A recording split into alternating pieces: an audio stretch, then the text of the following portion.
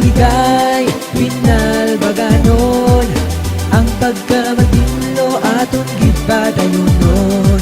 Mag-ugyon ang tanan para sa kauswagan, ang aton nga palibot permigid ilimpyuhan.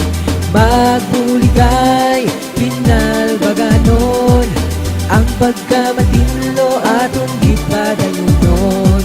Mag-ugyon ang tanan para sa kauswagan, ang aton nga palibot permigid ilimpyuhan.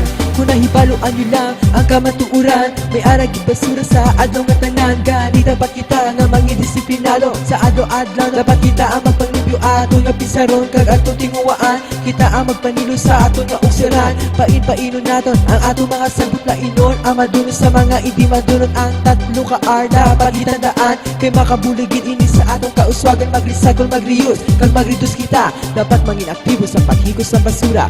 Magbuligay, pinalbaganon ang pagkamatinlo aton gipadayonon. Mag-ugyon ang tanan para sa kauswagan, ang aton nga palibot permigid ilimpyuhan. Magbuligay, pinalbaganon ang pagkamatinlo aton gipadayonon.